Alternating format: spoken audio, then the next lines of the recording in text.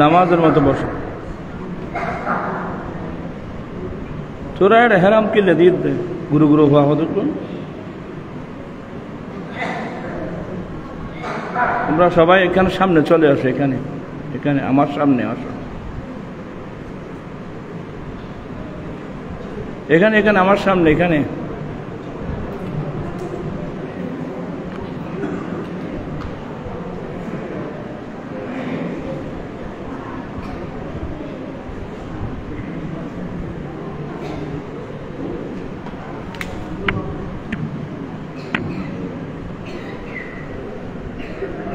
আসসালামু আলাইকুম ওয়া রাহমাতুল্লাহি ওয়া বারাকাতুহু।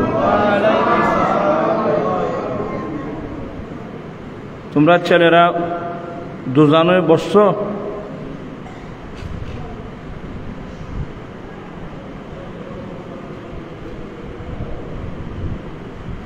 আমিন এত জোরে বলো না,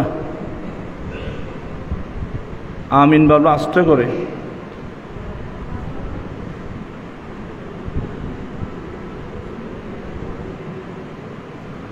আলহামদুলিল্লাহি রাব্বিল আলামিন ওয়াল আকিবাতু লিল মুত্তাকিন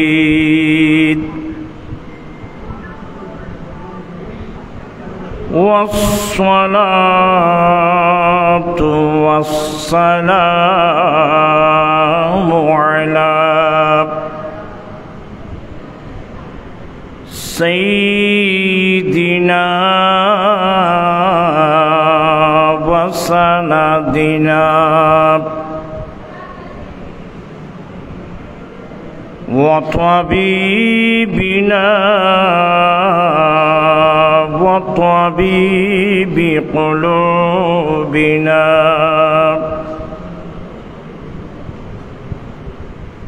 من أرسله رحمة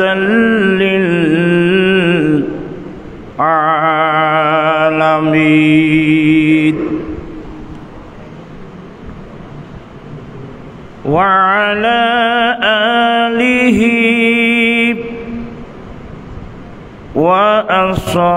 وأصحابه أجمعين أما بعد فقد قال الله تعالى في شان حبيبه آمرا ومخبرا إن الله وملائكته يصلون على النبي يا أيها الذين آمنوا صلوا عليه وسلموا تسليما اللهم صل على مولانا محمد وعلى آله مولانا সবাই মনোযোগ اللهم صل على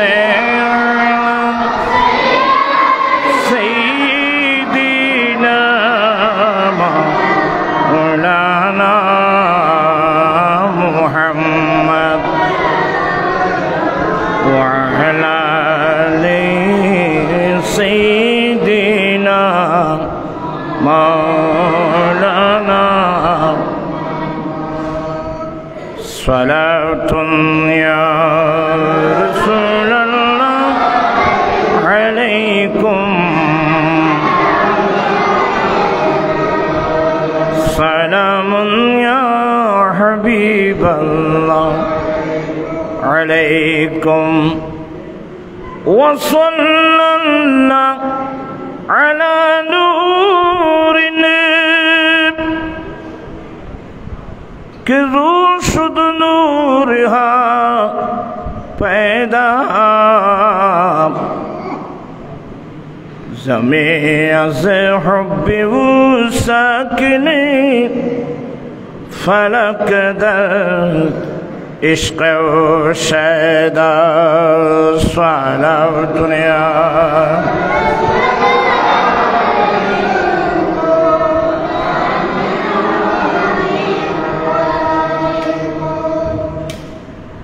أعوذ بالله من الشيطان الرجيم بسم الله الرحمن الرحيم محمد رسول الله والذين معه وشداء على الكفار رحماء بينهم تراهم ركعا سجدا يبتغون فضلا من الله ورضوانا سيماهم في وجوههم من أثر السجود صدق الله مولانا العظيم وصدق رسوله النبي الحبيب الكريم ونحن على ذلك لمن الشاهدين والشاكرين والحمد لله رب العالمين ربي صل وسلم وبارك عليه উপস্থিত অধ্যকার সিফাতুল দরবারে আজিজিয়া আলিয়ার ব্যবস্থাপনায়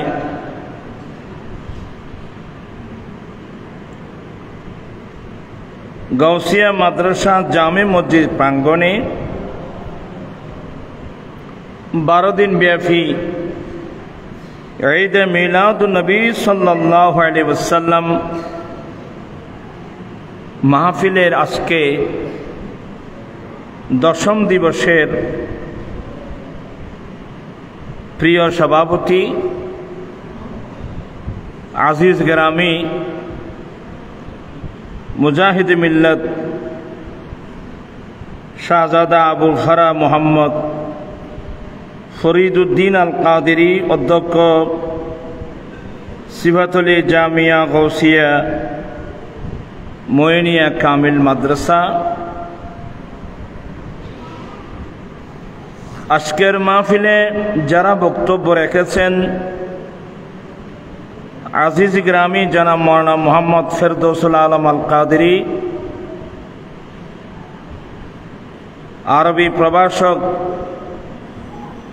পশ্চিম ইলাহাবাদ আহমদিয়া সুন্নিয়া মাদ্রাসা আজিজ গ্রামী জনাব মাওলানা মোহাম্মদ জসিমউদ্দিন আজিজি সাহেব মুদ্দাজিল্লা আরবি প্রভাষক হাটাজারি আনোয়ারুল উলুম নোমানিয়া ফাজিল মাদ্রাসা সফর সঙ্গী হিসেবে আসছেন আজিজ গ্রামী জনাব মাওলানা মোহাম্মদ আহমদ রাজা সহ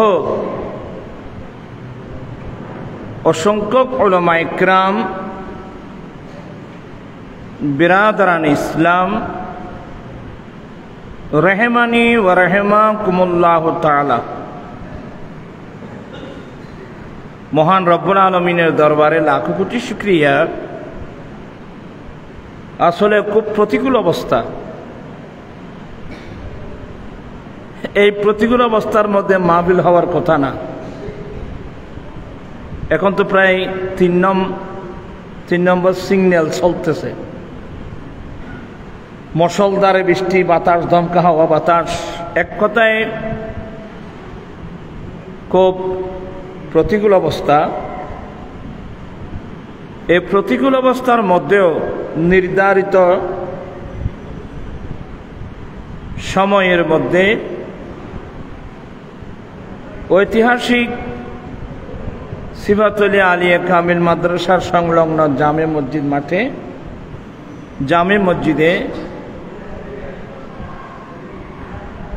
আয়োজিত নুরানি ইমানি মাহফিলে যোগদান করে কোরআন সুন্নাহর আলোচনা শুনে নিজের ঈমান আকীদা মজবুত করার, আমলি জিন্দেগি দুরুস্ত করার তৌফিক দান করেছেন। সে রব্বুল আলামিনের দরবারে লাখো কোটি শুকরিয়া আদায় করছি। সবাই উচ্চস্বরে বলুন আলহামদুলিল্লাহ। ও আমার সবর সঙ্গী মাওলানা শাহাদত সাহেব বসছে, এখানে বসো। আপনাদের শুকরিয়া আদায় করছি যারা মাহফিলে এসেছেন। বিশেষ করে আঞ্জুমানে কাদেরিয়া চিশতিয়া আজিজিয়া বাংলাদেশ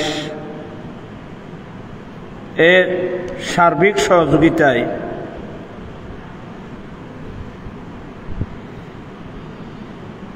আজকের এই মাহফিল বা 12 দিন ব্যাপী মাহফিল ধারাবাহিক অনেক দিন ধরে এই মাহফিলটা হয়ে আসছেন, অত্যন্ত গুরুত্বপূর্ণ।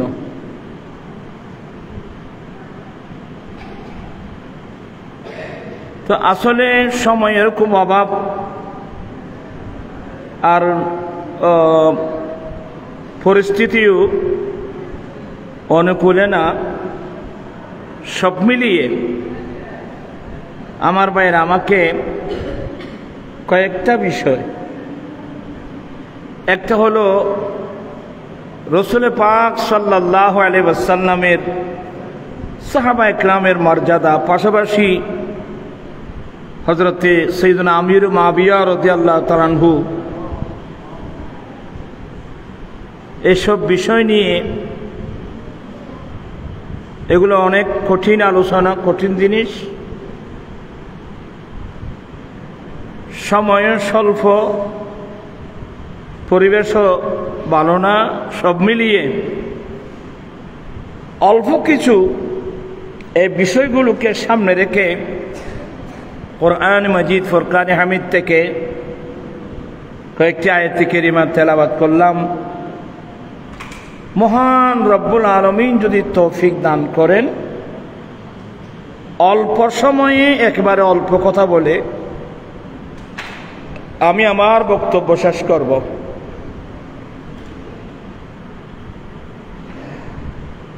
ছেলেরা তোমরা দুষ্টমি করো না।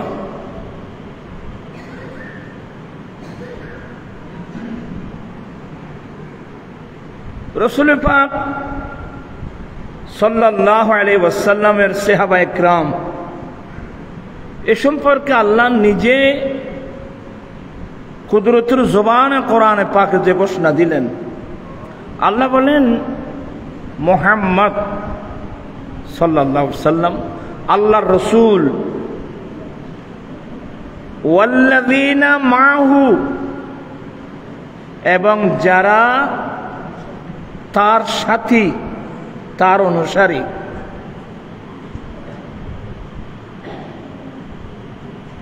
মুহাম্মদ সাল্লাল্লাহু আলাইহি ওয়াসাল্লাম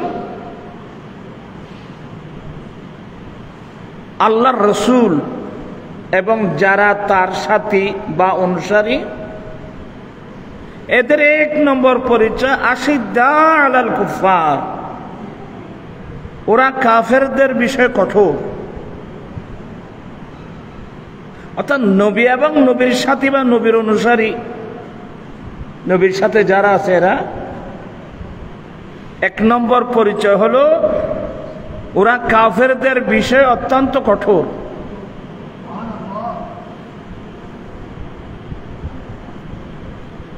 রোহেমাউ বাইনাহুম, আপনজনের ব্যাপারে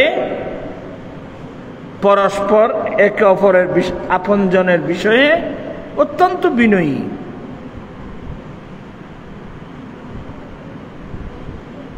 নবী এবং যারা নবীর সাথী বা অনুসারী বা সাহাবায়ে কেরাম, এদের এক নম্বর পরিচয় এরা কাফেরদের বিষয় কঠোর,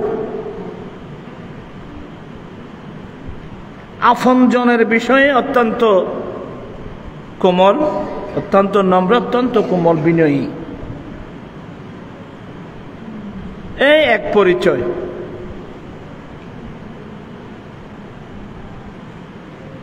তারাহুম রুকআন সুজদা, আপনি তাদেরকে দেখবেন রুকু অবস্থায়, সিজদা অবস্থায়। তারাহুম রুকআন সুজদা, আপনি তাদেরকে দেখবেন যে রুকু অবস্থায়, সিজদা অবস্থায়। মানে এরা রুকু করতেছে, এরা সিজদা করতেছে, কি জন্যে? ইয়াবতাগুনা ফাদলাম মিনাল্লাহি ওয়া রিদওয়ানা, এরা রুকু এবং সিজদার মাধ্যমে অর্থাৎ নামাজ পড়ে পড়ে আল্লাহর দয়া এবং আল্লাহর সন্তুষ্টি কামনা করতেছে। সুবহানাল্লাহ।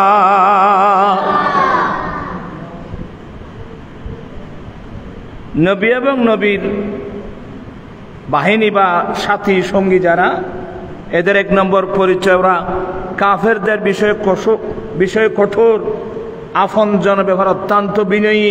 এক। দ্বিতীয় নম্বর, আপনি তাদেরকে দেখবেন ওরা রুকু করতেছে, সিজদা করতেছে, আপনি তাদেরকে দেখবেন রুকু অবস্থায়, সিজদা অবস্থায়। তোরা কি করতেছে? ইয়াবতাগুনা ফাদলাম মিনাল্লাহি ওয়া রিদওয়ানা, ওরা রুকু সিজদার মাধ্যমে আল্লাহর দয়া এবং আল্লাহর সন্তুষ্টি কামনা করতেছে। সুবহানাল্লাহ।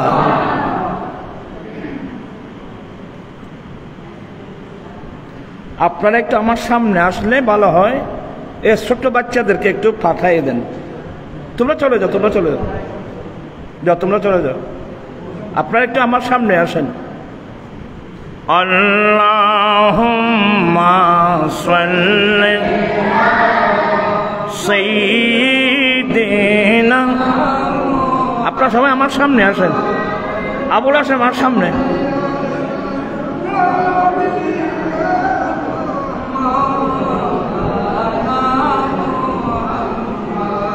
আসলে ছোট বাচ্চা তো, ওরা তো এগুলো বুঝে না, এরা কোনো ওয়াজও বুঝবে না, ডিস্টার্ব করবে।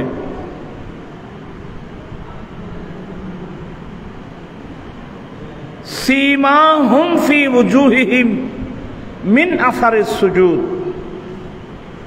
তৃতীয় নম্বর, তাদের চেহারার মধ্যে সিজদার চিহ্ন ভেসে উঠবে।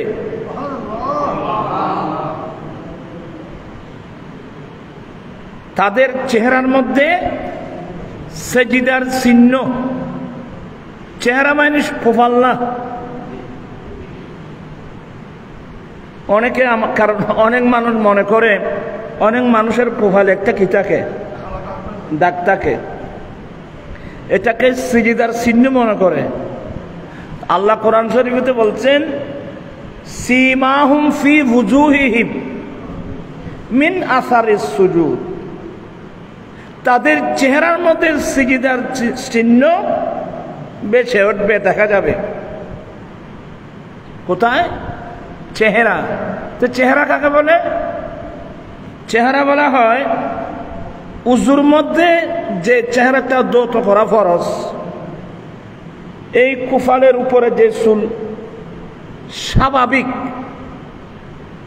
স্বাভাবিকভাবে কোফালের উপর থেকে যেখান থেকে চুল উঠে, আমি স্বাভাবিক শব্দটা বললাম এ কারণে অনেক মানুষ টাকলা আছে, এখানে কি নেই, চুল নেই, এই জন্য শব্দটা একটু বুঝতে হবে। স্বাভাবিকভাবে মানুষের কোফালের উপর যেখান থেকে উঠে চুল উঠে, ওখান থেকে কি পর্যন্ত, জামি পর্যন্ত, এই ডান কানের লতি থেকে বাম কানের লতি পর্যন্ত যে জায়গাটা উজুর মধ্যে দৌত করা ফারাস, এটাকে বলা হয় ওয়াজহুন, চেহারা। তো সিজদার চিহ্ন এই চেহারার মধ্যে বেশি উঠবে। তো এটি একটা ব্যাপক সাবজেক্ট, আমি ওদিকে আর যাব না, কারণ এখানে দিয়েছেন শুধু সাহাবায়ে কেরামের মর্যাদা।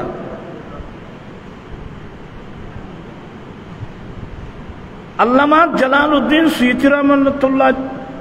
সুয়ুতী রহমতুল্লাহ আলাইহি থেকে আরম্ভ করে সমস্ত মুহাদ্দিসিন ইকরাম সাহাবার ডেফিনিশন কি, সাহাবা কাকে বলে,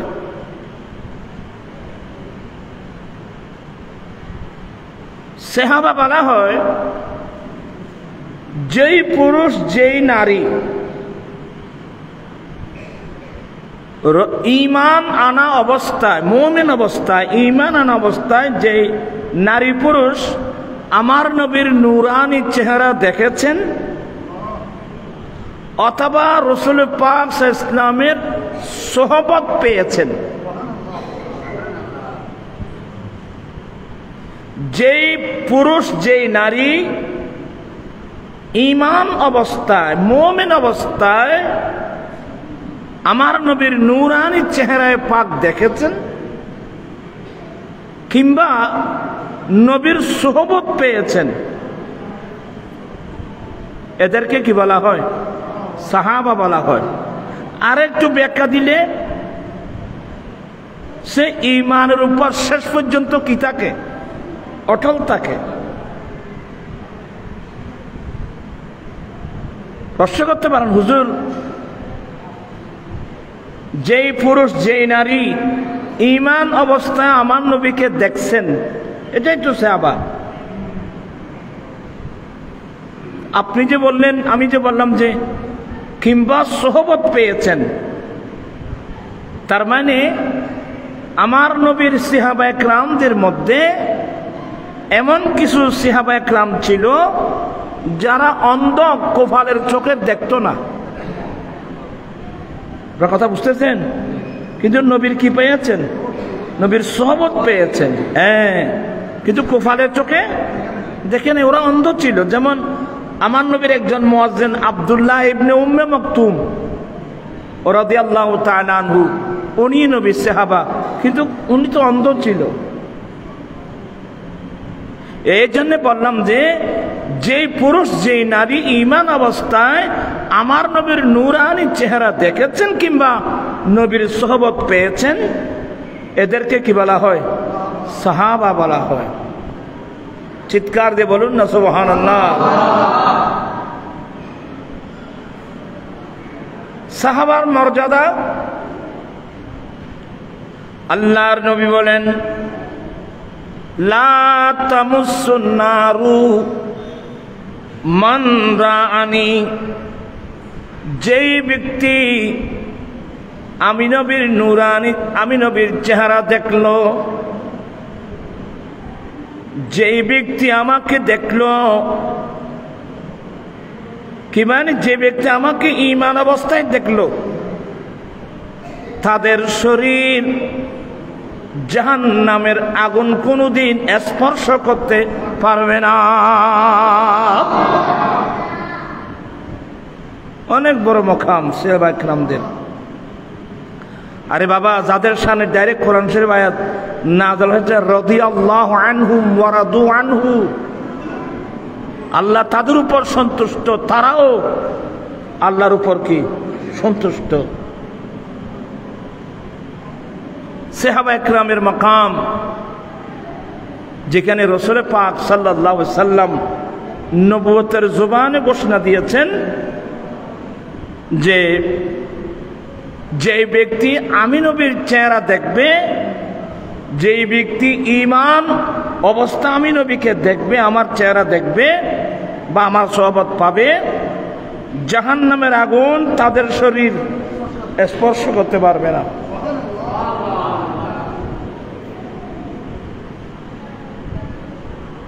শুধু এতটুকু না, আপনারা যেহেতু এখানে তো কামিল মাদ্রাসা, মেশকাত করলেও পাবেন, এটা তো আলিম ক্লাসে পড়ানো হয়। মানাকেবে সিদ্দিক আকবরের মানাকেবের মধ্যে পাবেন, এই হাদিসটা পাবেন। আল্লাহর নবী বলেন, যে ব্যক্তি ঈমান অবস্থায় আমি নবীকে দেখবে, তার শরীর জাহান্নামের আগুন স্পর্শ করতে পারবে না। শুধু আমি নই, আমাকে দেখছে, আল্লাহু আকবার, আমাকে দেখছে এমন কাউকে যদি কেউ দেখে, শুধু আমি নবীকে দেখছে না, আমি নবীকে দেখে নাই, আমি নবীকে দেখছে এমন কাউকে যদি দেখে, তার শরীরে জাহান্নামের আগুন স্পর্শ করতে পারবে না। চিৎকার দিয়ে বলুন না সুবহানাল্লাহ।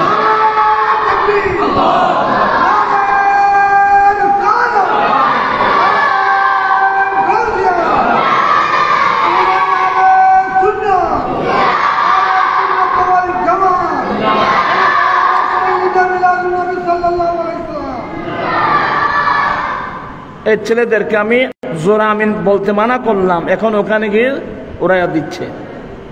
এটা আল্লাহর ঘর, মসজিদ, মসজিদের আহকাম ভিন্ন। আল্লাহুম্মা সাল্লি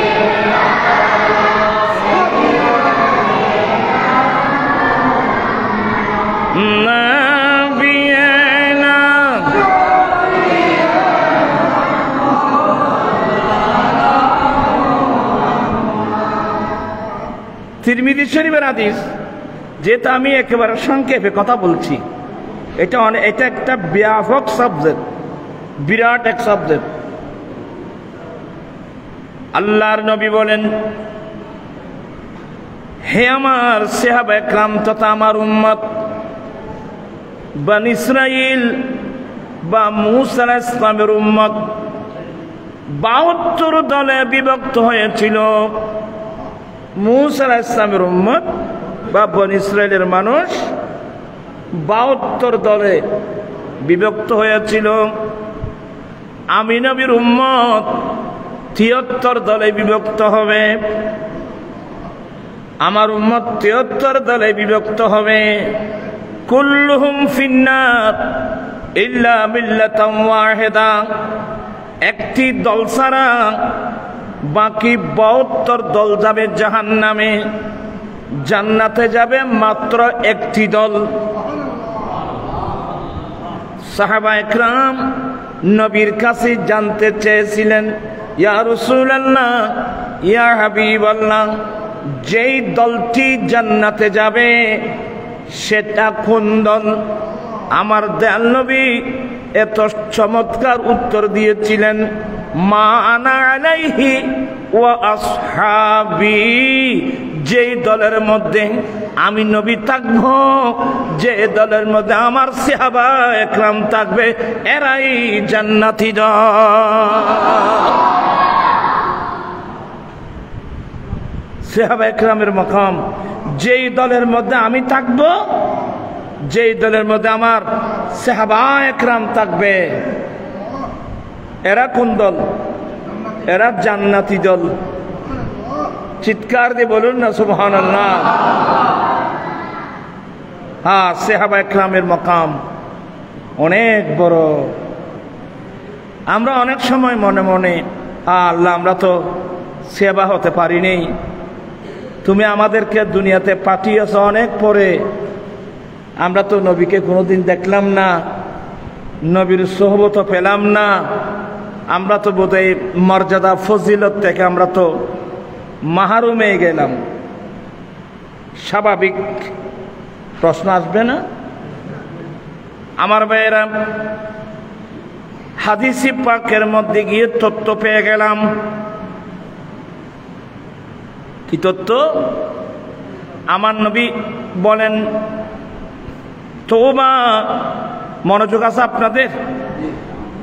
তওবা মান রানি বা লিমান রানি, যে ব্যক্তি আমি নবীকে দেখছে, যে আমাকে দেখছে, আমার সাহাবা যে আমাকে দেখছে, তার জন্য একবার সুসংবাদ, তার জন্য শুভ সংবাদ। কয়বার? একবার। ওয়া তুবা সাবআ মাররাতিন লিমান লাম ইয়ারানি ওয়া আমানা বি, যে উম্মত আমি নবীকে কোনোদিন দেখবে না, আমাকে না দেখার সত্ত্বেও আমি নবীর উপর ঈমান আনবে, আমি নবীর পাগল বনবে, তাদের সামনে 7 বার সুসংবাদ।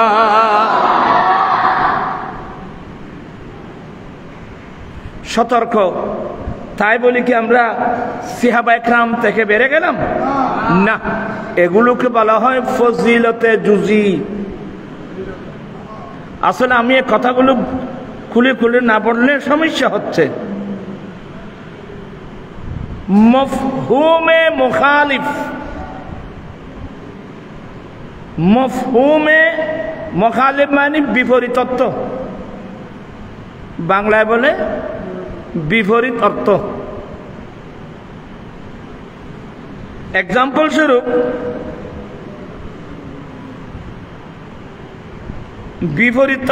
বিপরীত অর্থ গ্রহণযোগ্য কিনা, এটা একটা চ্যাপ্টার আছে আমাদের হানিফি মাযহাব মোতাবেক। বিপরীত অর্থ যেমন, আপনার কিন্তু বিরক্ত হবেন না, এটা একটা কঠিন জিনিস। খাইবরের যুদ্ধ কোথাকার? মদিনা শরীফ থেকে 96 মাইল দূরে।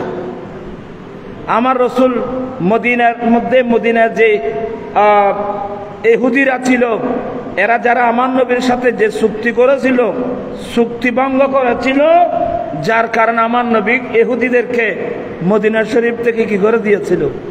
বের করে দিয়েছিল। কারণ এরা বিশ্বাসঘাতক, এরা চুক্তিভঙ্গকারী। এদেরকে যখন বের করে, ওরা খাইবরের মধ্যে গিয়ে বিরাট ঘাঁটি করেছে, 7টা কিল্লা, বিরাট বিরাট 7টা কিল্লা। আমার নবী খাইবর বিজয়ের জন্যে মুজাহিদিন নিয়ে চলে গেলেন দয়াল নবী। প্রথম দিন সিদ্দিক আকবরের হাতে খাইবরের পতাকা দিলেন। সিদ্দিক আকবরের নেতৃত্বে অনেক যুদ্ধ হলো, কিন্তু যুদ্ধের মধ্যে বিজয় আসে নাই। তারপরের দিন আমার দয়াল নবী হযরত সাইয়েদনা ফারুক আজম রাদিয়াল্লাহু তাআলা আনহুর হাতে খাইবরের পতাকা দিলেন। ফারুক আজম রাদিয়াল্লাহু তাআলা আনহুর নেতৃত্বে যুদ্ধ হলো, কিন্তু বিজয় আসে নাই। 2 দিন চলে গেল।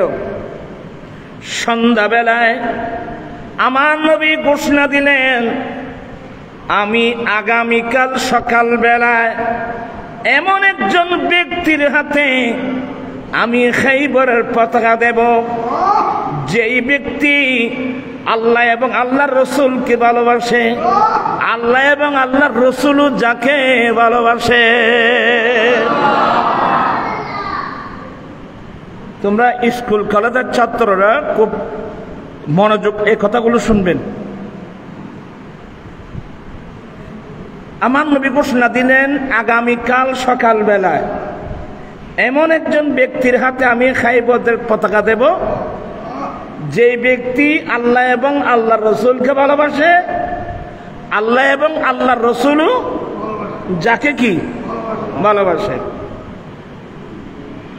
তাহলে স্বাভাবিক এই যে বিপরীত অর্থ, এমন ব্যক্তির হাতে আমি খাইবরের পতাকা দেব যে ব্যক্তি আল্লাহ এবং আল্লাহ রসুল কি ভালোবাসে। তো স্বাভাবিক প্রশ্ন আসবে, তো সিদ্দিক আকবর আল্লাহ রসুলকে ভালোবাসে না? ফারুক আজম আল্লাহ এবং আল্লাহ রসুলকে ভালোবাসে না? আল্লাহ এবং আল্লাহ রসুল এদেরকে ভালোবাসে না? এটা হলো বিপরীত অর্থ। বিপরীত অর্থ মতবর নয়।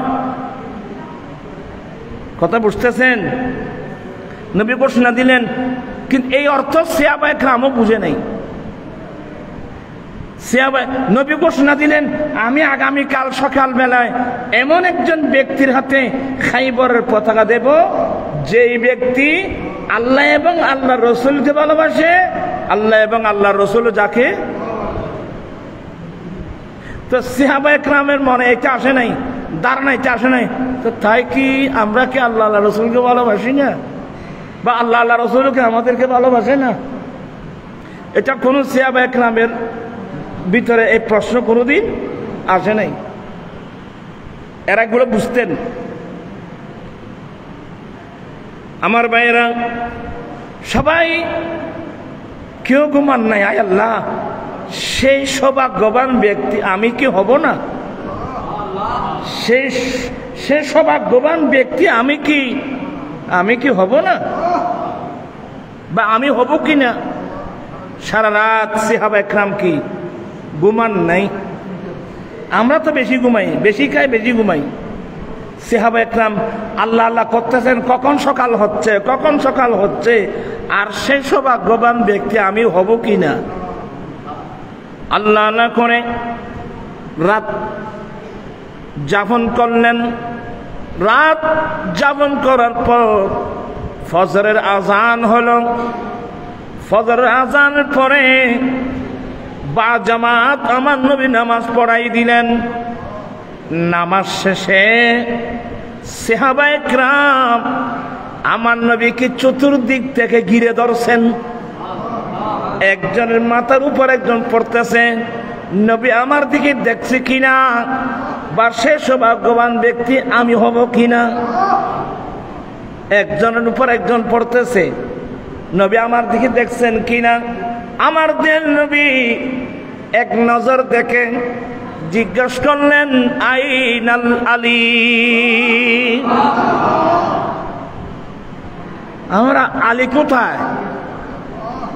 তখন সাহাবায়ে কেরাম বুঝতে পেরেছেন সেই সৌভাগ্যবান ব্যক্তি আলী রাদিয়াল্লাহু তাআলা আনহু।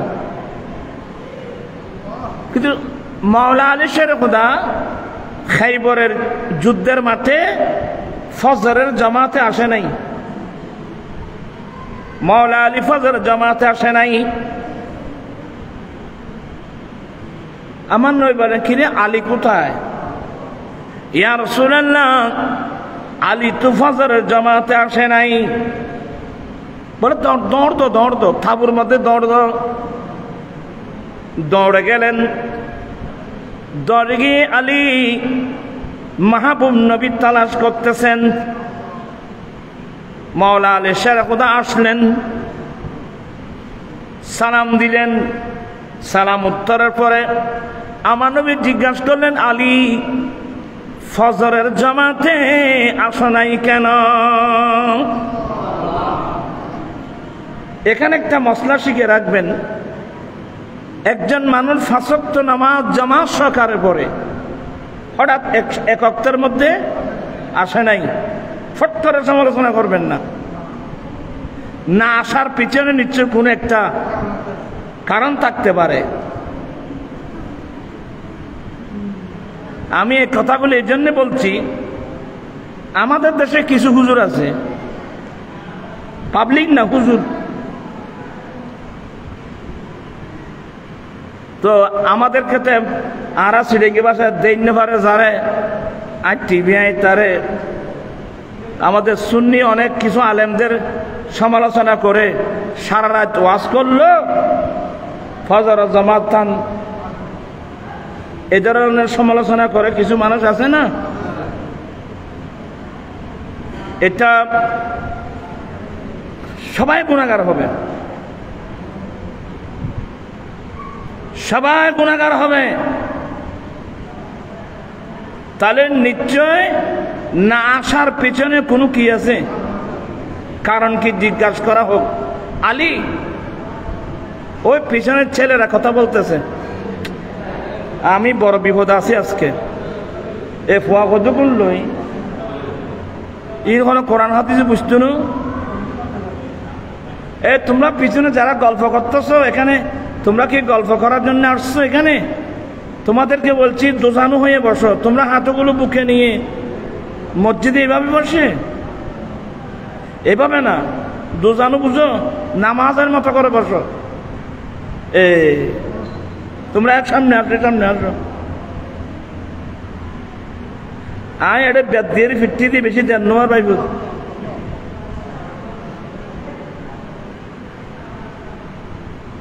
আমার আমল থাক, আমি যখন ছিলাম এখানে প্রত্যেকটা বোর্ডিং এ যারা থাকতো ওরা তাহাজ্জুদের নামাজ পর্যন্ত পড়তে হতো।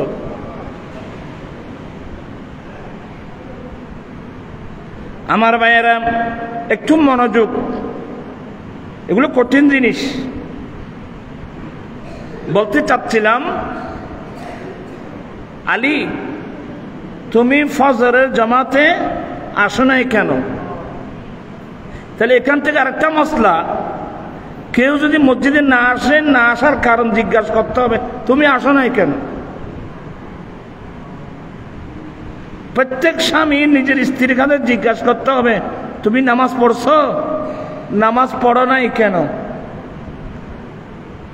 হ্যাঁ, মহিলাদের কিছু সমস্যা আছে, যদি এটাই হয় তাহলে ভিন্ন আলোচনা, জিজ্ঞেস করতে হবে। আলী তুমি ফজরের জামাতে আসো নাই কেন? ইয়া রাসূলুল্লাহ, ইয়া হাবিবাল্লাহ, আমার দুই চোখ তো দেখেন তো, আমার চোখটা হয়েছে, আমাদের চট্টগ্রামের ভাষায় বলে চকুত গরম হজ্জি। ইয়া রাসূলুল্লাহ, আমার চোখটা হয়েছে এমন যারা যন্ত্রণা, নবী গো আমি এ কারণে জামাতের মধ্যে আসতে পারি নাই। ও তাই, আসো, এদিকে আসো। আমার নবী কাছে ডেকে নিয়ে, আমার দেল নবী থুতু মুবারক, লোয়াবা দাহান থুতু মুবারক নিয়ে মাওলা আলী শেরগোদার দুই চোখে লাগিয়ে দিলেন। আমার নবীর থুতু মুবারক নিয়ে মাওলা আলী শেরগোদার রাদিয়াল্লাহু তাআলা দুই চোখে লাগিয়ে দিলেন।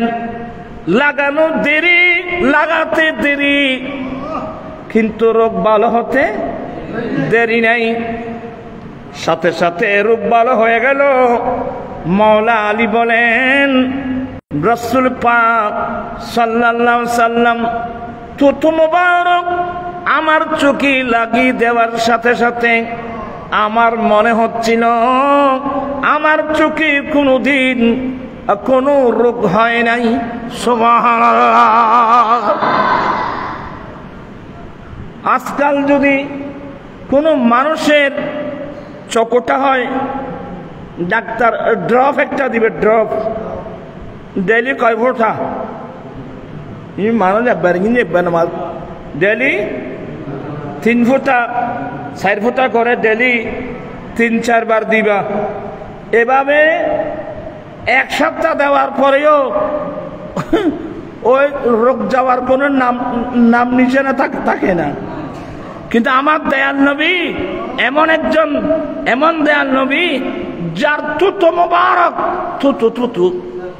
যার থুতু মুবারক লাগানোর সাথে সাথে মাওলা আলী শেরে খোদার কি হয়ে গেছে, মাওলা আলী শেরে খোদার চোখগুলো কি হয়ে গেল, এমন ভালো হয়ে গেল। মাওলা আলী বলতেন যে মনে হচ্ছে আমার জীবনে কোনোদিন চোখটা হয় নাই। তাহলে আমার রসুলের থুতু মুবারক, এই কথাগুলো এই জন্য বলছি আমি, আমাদের যে স্কুল কলেজ ইউনিভার্সিটি ছাত্ররা আছে না, ইসলামের নামে অনেক কিছু বই পুস্তক পাবে, ওখানে দেখবে এমন এমন মন্তব্য, নবী ফরের কল্যাণ ও কল্যাণ সাধন তো দূরে, নিজের কল্যাণ অকল্যাণ করতেও অক্ষম। এ ধরনের মন্তব্য আছে না? আমি বিনয়ের সাথে বলবো, নবী না, আমার নবীর থুথু মুবারকের মধ্যে আল্লাহ কয় শত, কয় হাজার, কয় লক্ষ, কত কোটি গুনাহ বলে আল্লাহ দিন আমার নবীর থুথু মুবারকের মধ্যে রাখছেন, পৃথিবীর কেউ টোটাল করতে পারবে?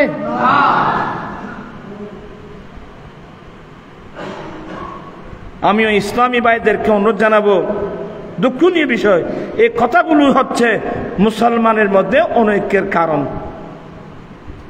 মুসলমানের মধ্যে যে অনৈক্য সৃষ্টি হচ্ছে না, অনৈক্যের পর অনৈক্য সৃষ্টি হচ্ছে, ইখতিলাফ দ্বন্দ্ব সৃষ্টি হচ্ছে, এই সমস্ত কথার কারণে তো হচ্ছে।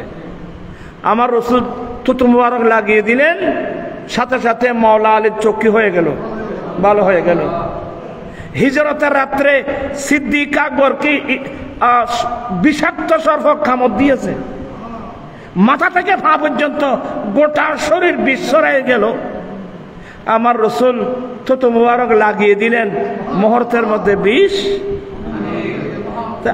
আপনি এখন গবেষণা করেন, আমার নবীর থুতু মুবারকের মধ্যে আল্লাহ কত কত গুণাবলী যে আল্লাহ রাখছেন।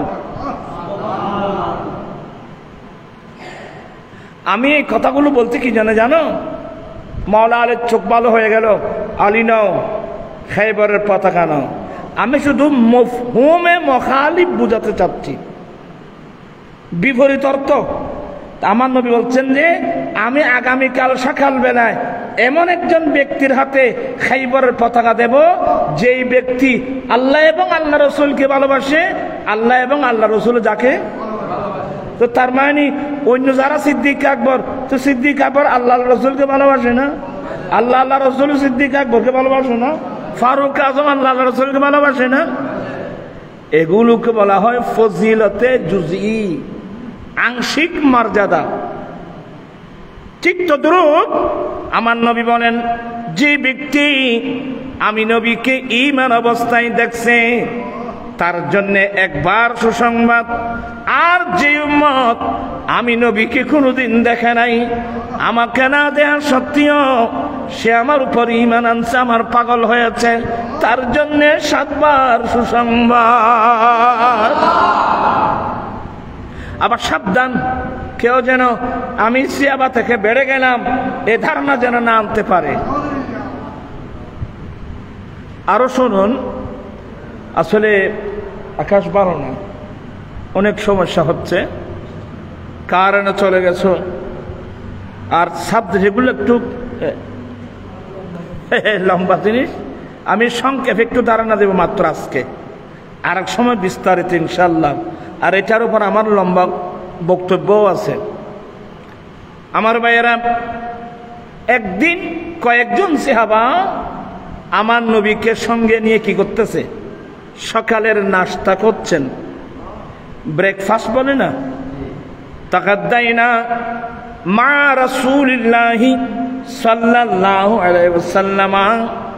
একদিন আমরা সকাল বেলায় আমার দয়াল নবীকে সঙ্গে নিয়ে আমরা নাস্তা করছিলাম। কত বড় ভাগ্যবান, নবীকে সঙ্গে নিয়ে নাস্তা করা।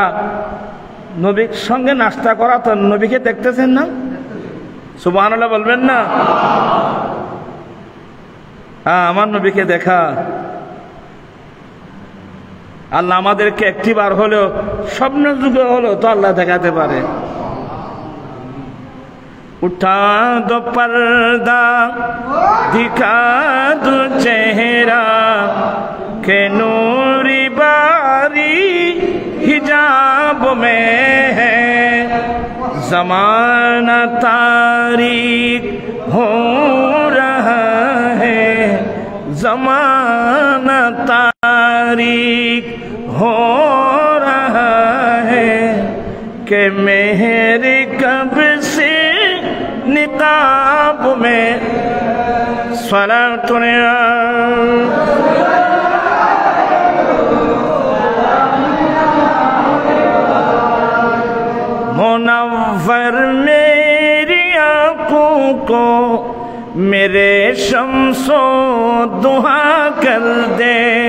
मुनव्वर मेरी आंखों को मेरे शम्सो दुहा कर दे, गमों की धूप में वो साये जुल्फे दुता कर दे।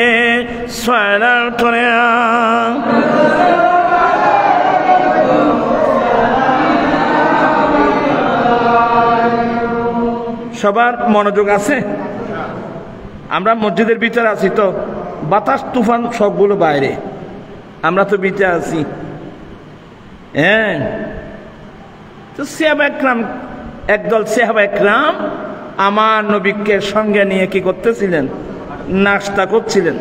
নাস্তা করতে করতে একজন জিজ্ঞাসা করলেন, নবী গো, আমরা তো আপনার সঙ্গে নাস্তা করছি, আপনার সঙ্গে খানা খাই, আপনার পিছনে নামাজ পড়ি, ইয়া রাসূলুল্লাহ, আমাদের চেয়ে উত্তম কোন মানুষ, আমাদের চেয়ে উত্তম কোন মানুষ পৃথিবীর জমিনে আছে?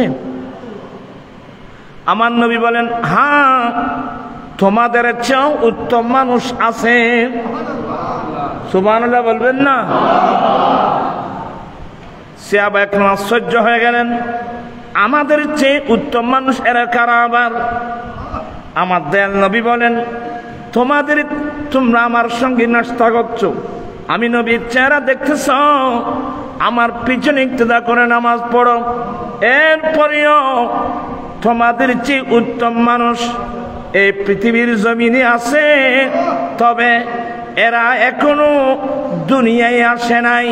ইয়াতুনা মিন বাদিকুম, এরা তোমাদের পরে দুনিয়ায় আসবে। এরা তোমাদের পরে দুনিয়া আসবে, এরা আমাকে কোনোদিন দেখবে না, এরা আমাকে কোনোদিন দেখবে না। কিন্তু আমাকে না দেখা সত্ত্বেও ওরা আমার উপর ঈমান আনবে। মুসলিম শরীফের আরেকটা রওয়ায়াত আছে, তাদের মধ্যে এমন মানুষ থাকবে, ওরা বলবে, আল্লাহ, জীবনে একটিবার তোমার নবীকে দেখতাম, আমার ছেলের সন্তান ধন সম্পদ সব কুরবানি দিয়ে দিতাম। এগুলো গায়েবী আলম, যে তোমাদের চেয়ে উত্তম মানুষ আছে, তবে এরা এখনো দুনিয়াতে আসে নাই। ইয়াতুনা মিন বাদিকুম, তোমাদের পরে আসবে। এই হাদিসের ব্যাখ্যায় মোল্লা আলী কারি রাহমাতুল্লাহ লিখতেছেন, তোমাদের পরে বলতে সাহাবা একরামের পর থেকে কিয়ামতের আগ পর্যন্ত এই সময় ওই লোকগুলো আসবে, ওরা আমি নবীকে দেখবে না, আমার সোবত পাবে না, কিন্তু আমাকে না দেখা সত্ত্বেও ওরা আমার উপর ঈমান আনবে, আমার পাগল বনবে, আমার দিওয়ানা বলবে, ওরা তোমাদের চেয়ে উত্তম। সাবধান, সতর্ক। তাই বলে যে এরা নবীর সাহাবা থেকে বেড়ে যাবে, তেমন না।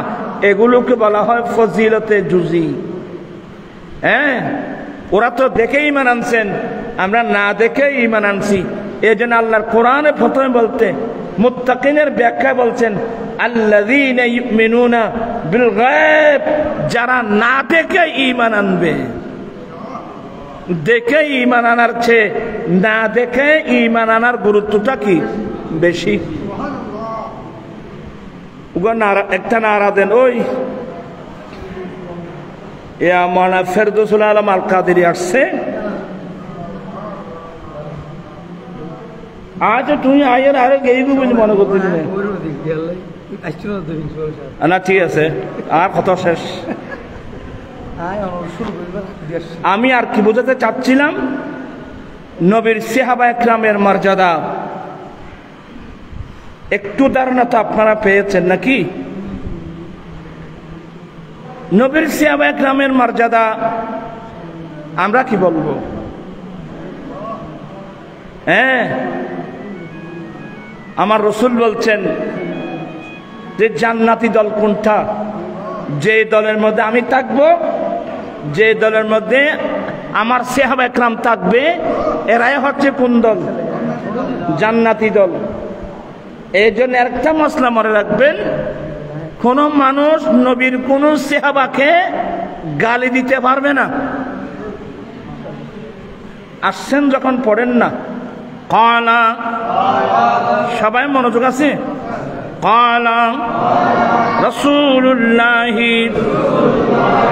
সাল্লাল্লাহু আলাইহি ওয়াসাল্লাম ইযা রাআইতুমুল লাযীনা ইয়াসুব্বুনা আসহাবি ফাকুলু লানাতুল্লাহি আলা শাররিকুম। আমার নবী বলেন, ও আমার উম্মত, তোমরা যখন ওই সমস্ত মানুষকে দেখবা যারা আমার সাহাবাকে গালি দিচ্ছে, কেউ যদি আমার কোন সাহাবাকে গালি দেয়, তোমরা নীরব ভূমিকা পালন করিও না, সাথে সাথে উত্তর দাও লানাতুল্লাহ আলা শাররিকুম, তোমাদের এই দুষ্টামির উপর আল্লাহর অভিশাপ, তোমাদের এই দুষ্টামির উপর আল্লাহর অভিশাপ, আল্লাহর লানত।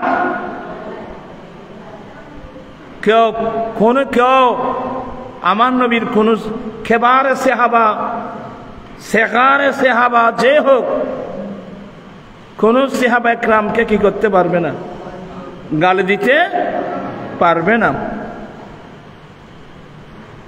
বুখারী মুসলিম থেকে আমি একটা হাদিস বললে এগুলো মাস বছর সব যাবে, রাসূল পাকের সাহাবা একরামের মর্যাদা মাকাম শেষ করা যাবে না।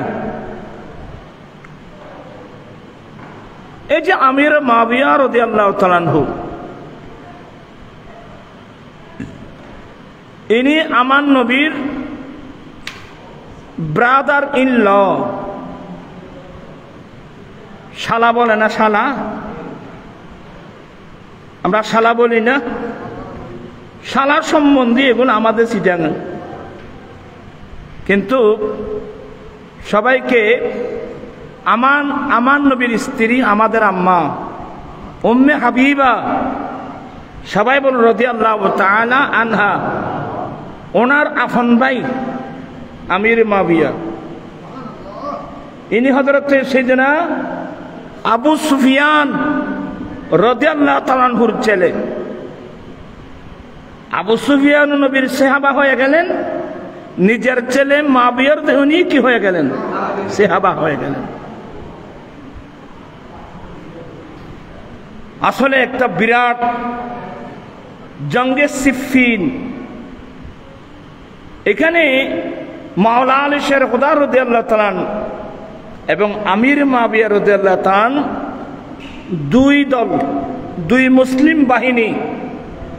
মুসলিম বাহিনীর মধ্যে বিরাট এক যুদ্ধ হয়েছিল, অত্যন্ত হৃদয় বিদারক ঘটনা। এক দল থেকে 20,000 40,000 মানুষ শাহাদাত বরণ করেছিল।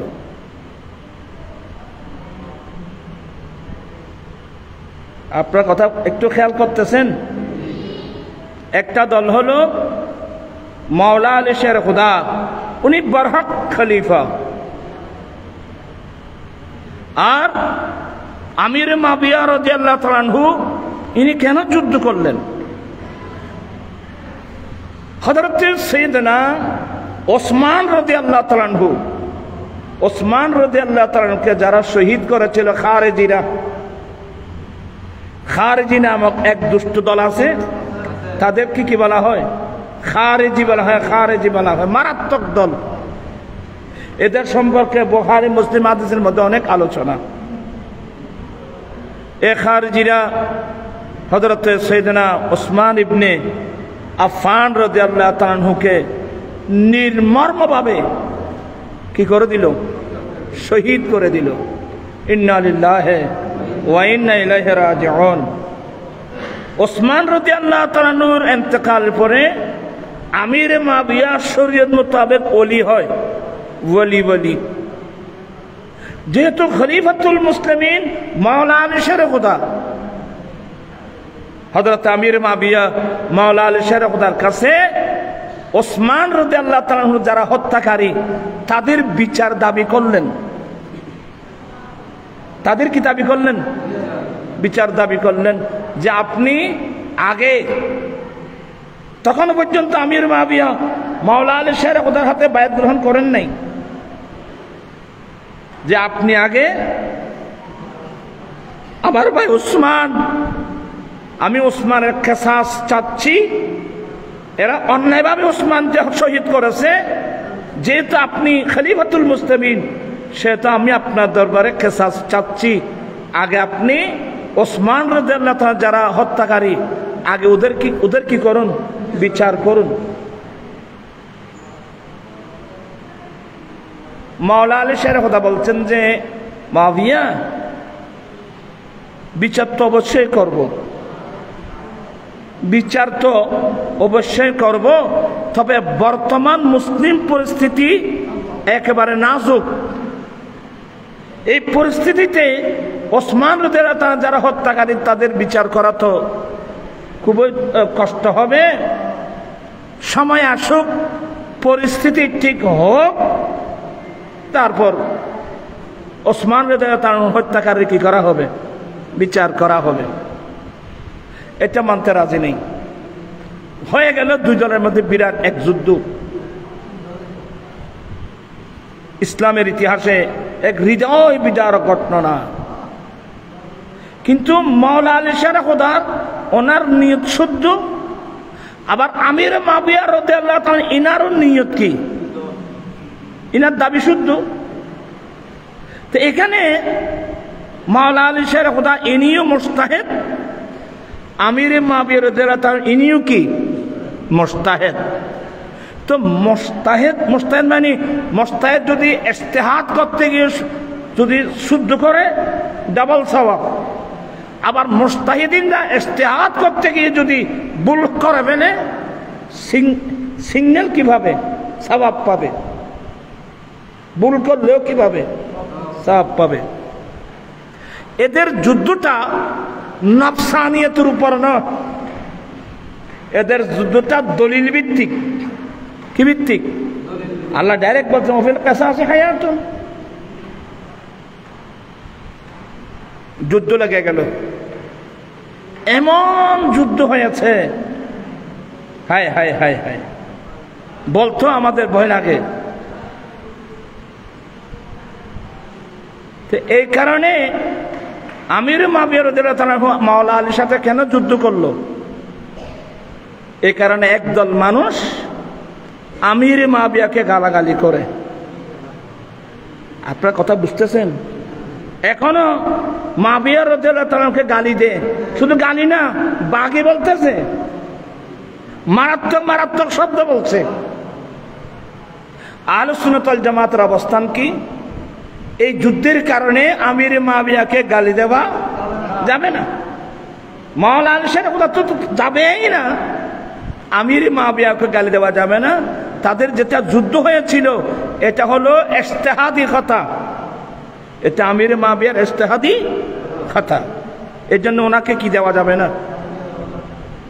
আর যদি আপনারা খামখা আমির মুআবিয়াকে কি বলেন, অনেক লম্বা আমার বক্তব্য আছে, ক্যাসেটের মধ্যে পাবেন আপনারা।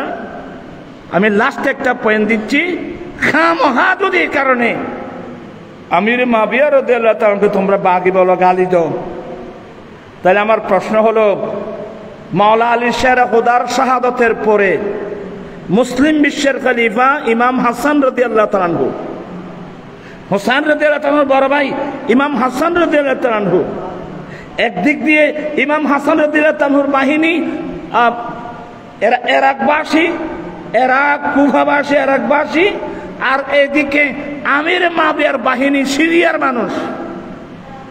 কিন্তু মাওলা আলী হযরতে ইমাম হাসান রাদিয়াল্লাহু তাআলার যে বাহিনী, এটা এত বিরাট বাহিনী, একদিন চাইলে ওদেরকে ফিসে ফেলতে পারবে। আমির মুআবিয়া রাদিয়াল্লাহু তাআলা দুইজন কুরাইশ বংশের মানুষকে আমার নবীর আওলাদ ইমাম হাসানের কাছে লোক পাঠালেন যে আমি